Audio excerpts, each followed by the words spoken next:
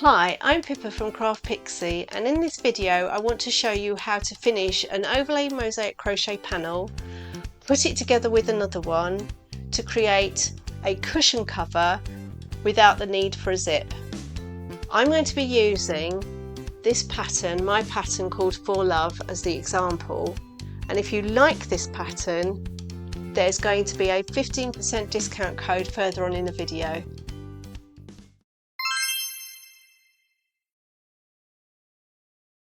I have my two finished cushion panels.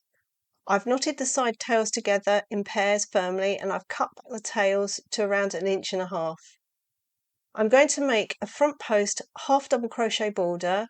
Now that's a front post half treble crochet in UK terms around the perimeter of my panel. This will neaten up the edge and give me a way of attaching the two panels together. I'm going to start around 1 inch away from the bottom corner. This is a non-fringed edge. I will be working around the front posts of the first row in my pattern, but you can start the border wherever you like. Pull up a loop and chain 2. This counts as the first stitch. Now, if you are having difficulty deciding which is the last stitch, pull out the fringed edge and look for the first border stitch you made. This is where you'll be making the first stitch along the fringed edge. In the last stitch of this current row, work 2 front post half double crochets,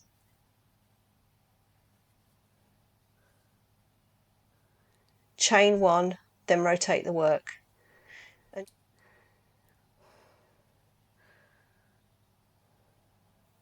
Work a front post half double crochet along the fringed edge, working to the inside of the border stitches and working across the rows. Pull out the fringe to locate the gaps if you're having difficulty. You may find it useful to mark the chain 1 space with a stitch marker.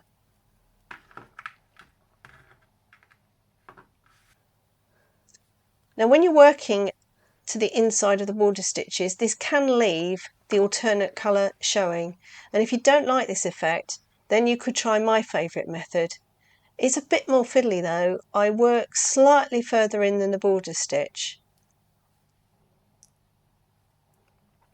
Whatever you decide to do, just make sure you do the same thing along each side.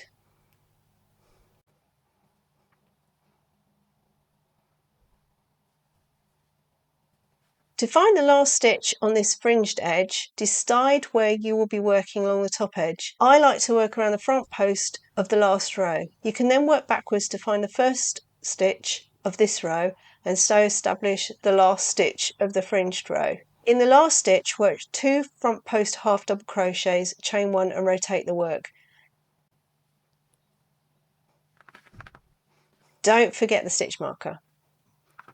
Continue along the top edge, down the fringed edge and back along the bottom edge, making a slip stitch into the top of the chain 2 to close the round. Now don't forget you're making 2 front post half double crochets in the last stitch, chain 1, marking it with a stitch marker, then 2 front post half double crochets in the first stitch of the next edge. I've put my working loop onto a stitch marker for safety so I can measure the panel. It's around 15 inches-ish square. So I want a cushion pad that's around 1 inch wider so the cover is taut around the pad.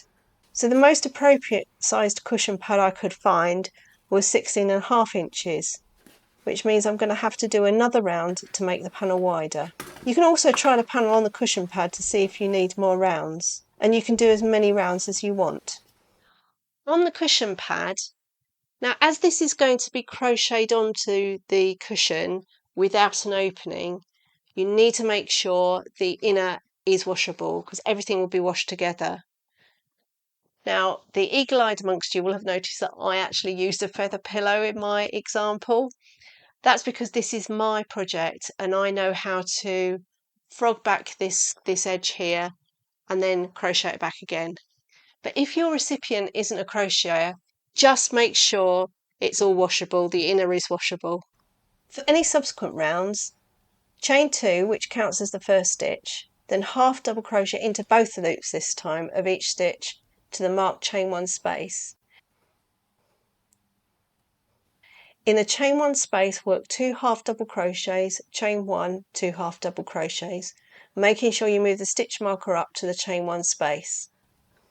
Work around the edge, making a half double crochet into both loops of each stitch, and don't forget the 2 half double crochets, chain 1, 2 half double crochets into the chain 1 spaces. Slip stitch into the top of the chain 2 to finish, cut and secure the yarn. That's if that's your last round. I'm now happy with the size of my panel, so I will repeat the process on the other cushion panel side. We now need to join the panels together. Hold the 2 panels together with the wrong sides facing. You want the right sides facing out.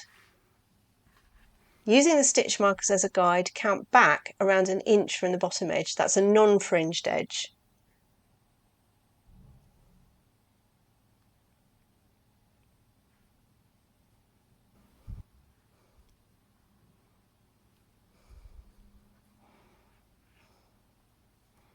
Follow loop through the inner loops of both edges.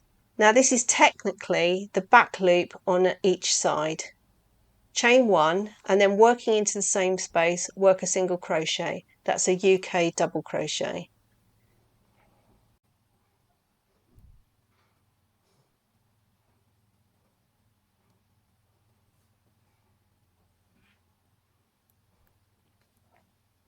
If you find you have too many stitches on the front panel, take the next front panel inner loop, but work into the back panel inner loop you've already worked into.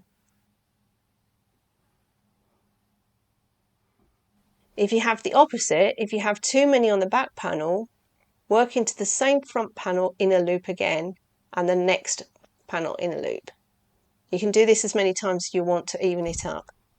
You should now have worked around 3 sides and have an opening at the bottom edge of your cushion cover. Put a stitch marker into the working loop for security. If you do want to insert a zip, this is the point to do it. I suggest you work a back loop single crochet, that's a back loop double crochet in UK terms, along the front and back edge to mimic the rest of the border. Push a cushion pad inside, making sure it fills the corners. Put the working loop back on the hook and continue the single crochet into both inner loops to close the gap.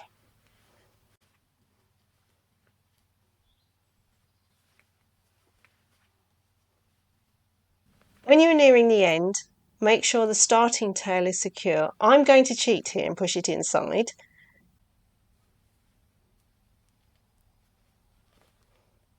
Here's a tip. If you want to unpick the edge, before securing the yarn, make a couple of chain, then cut and secure, leaving a long enough tail to darn in.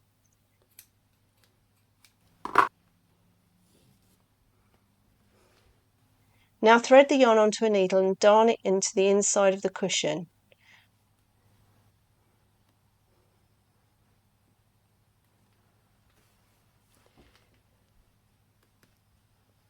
A quick tip here is to turn the needle around so you're pushing the blunt end into the cushion.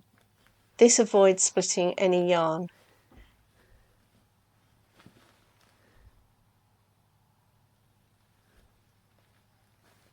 When you feel you've hidden the tail, cut it back. You've now completed your cushion. As promised, here's the discount code. It's a 15% discount code you can use on Etsy or Ravelry, and I've put the link to the pattern in the description. So you need to use the code AGHYR0124. That's AGHYR0124. Thanks for watching, and I hope to see you again soon.